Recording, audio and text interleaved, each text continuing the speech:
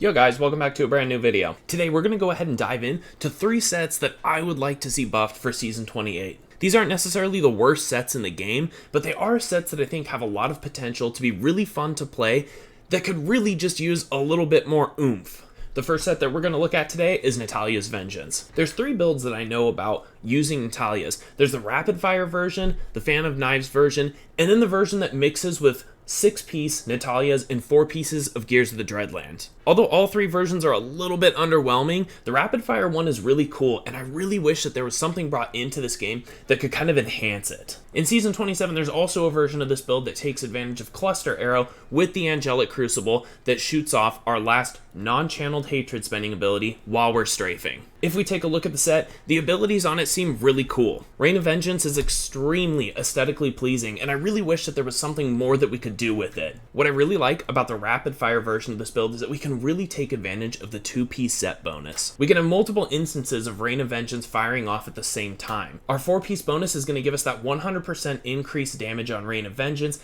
and then the 6-piece set bonus is just going to give us a massive 14,000% damage increase for 10 seconds while also reducing the damage that we take. This set seemingly has everything that you would think that you need. It has both damage reduction and massive multipliers. But in Season 27, the highest clear with this build is a 140, followed by a 134. It's definitely worth noting that this guy is also Paragon 9700 who has cleared this 140. So it's pretty evident that this build is not going to compare to something like Marauders will for pushing. It also feels incredibly outclassed by the Gears of the Dreadland set for any kind of speed farming content. Despite this set offering a really fun way to play, it just doesn't get there in the end. And it's felt this way for a really long time. I'd really like to see the set reworked and given some kind of additional damage. Reign of Vengeance is just such a cool skill, and it's really a shame just to see it go to waste like this. But having covered Natalias, let's go ahead and move into our next set. Okay, for the next set that needs a massive buff, we're going to go with Rolands Legacy. When we read the set bonuses for Rolands,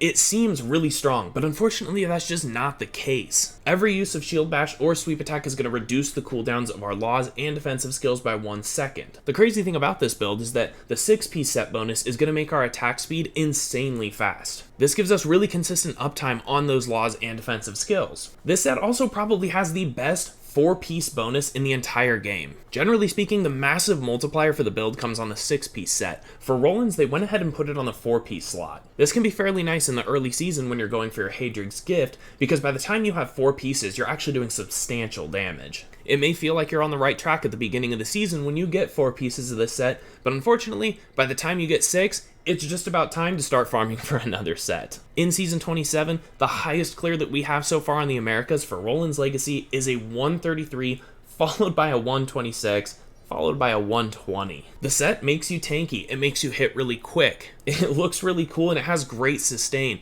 but ultimately it just doesn't do great AoE damage, and it doesn't do great single target damage. It's also got pretty relatively short range, so you really have to get up in the action. Despite that this is generally built around Sweep Attack, it would make you think that you're doing damage to a pretty large number of enemies, but realistically, it just doesn't have a good enough range. I really hope that they can add something to the set bonuses to at least allow this build to do better AoE damage. Like if while we're sweeping, we can release some kind of additional attack that goes beyond it, like some sort of charged bolt or flame attack that maybe actually does some decent damage and hits enemies that are a little further out. I'm kind of just spitballing ideas, but something has to be done with this set. It's been pretty bad for a pretty long time, and it's really fun to play. You really kind of get that Zeal or Paladin feel like you had in Diablo 2, where you're just swinging incredibly fast. But in the end, this is ultimately just outclassed by the Fist of the Heavens and Heaven's Fury and Hakan builds that we have in Season 27. Without any changes, I don't see this getting any better for Season 28. Let's go ahead and dive into our last build today. So this one might be a little bit surprising, but for the last build, I'm going to go with Inna's. I actually do think that Inna's is still a fine set. The problem is just how heavily it got nerfed. If we look at the 6-piece set bonus, the 900% multiplier used to be 3000% just a few seasons ago. That's about a 70% overall damage nerf to the character. Most people feel like this is way too harsh, and I do agree.